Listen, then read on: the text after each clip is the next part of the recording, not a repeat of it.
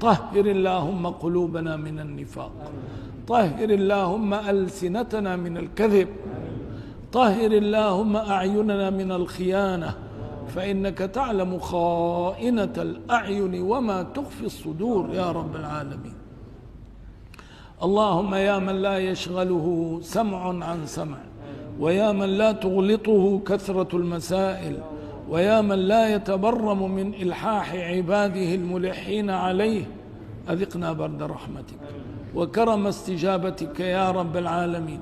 يا رب أكرمتنا بالغيث فاسقنا مزيدا من الغيث يا أرحم الراحمين، يليق بكرمك وجودك، فإنا فقراء إليك لا نشبع من عطائك. يا رب اسقنا مزيدا من الغيث يليق بإحسانك، يليق بكرمك ومننك وجودك. يا رب عاملنا بما أنت له أهل، لا تعاملنا بما نحن له. اللهم إن معاصينا لا تضرك، وإن طاعاتنا لا تنفعك، فنسألك اللهم أن تغفر لنا ما لا يضرك، وأن تقبل منا ما لا ينفعك يا ذا الجلال والإكرام. اللهم نسألك بأي عمل صالح وفقت أي منا في هذا المجلس إليه فقبلته، نسألك أن تجعل هذا العمل الذي قبلته شفيعا بين يدي دعائنا يا رب العالمين، فتستجيب دعائنا. اجعل هذه البلدة بلدة آمنة مطمئنة رخية مستظلة بظل كتابك، ملتزمة بيد نبيك محمد صلى الله عليه وعلى آله وسلم، وسائر بلاد المسلمين. ومن أراد يا رب بإسلامك خيرا وفقه اللهم إلى كل خير، من أراد بإسلامك وعبادك المسلمين شرا خذه يا رب أخذ عزيز مقتدر، يا رب خذه أخذ عزيز مقتدر، يا رب خذه أخذ عزيز مقتدر.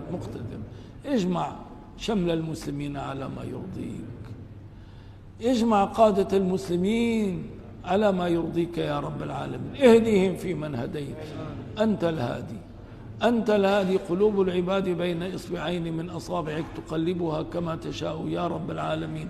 وجه قلوب قادة المسلمين في مشارق الأرض ومغاربها إلى ما يرضيك يا رب العالمين. اللهم جنبنا الفتن ما ظهر منها وما بطن، اللهم اجعل الفتن سببا لهلاك أربابها، ردها على من صنعوها يا ذا الجلال والإكرام. يا أكرم الأكرمين استجب دعاءنا، يا أرحم الراحمين استجب دعاءنا. اللهم إنا نتوجه إليك بجاه نبيك محمد النبي الرحمة. يا محمد إن توجهنا بك إلى ربك في حاجاتنا لتقضى، اللهم فشفعه فينا يا كريم. أعط اللهم كل واحد منا الساعة سؤله بما يرضيك يا رب العالمين. وصلى الله على سيدنا محمد النبي الأمي وعلى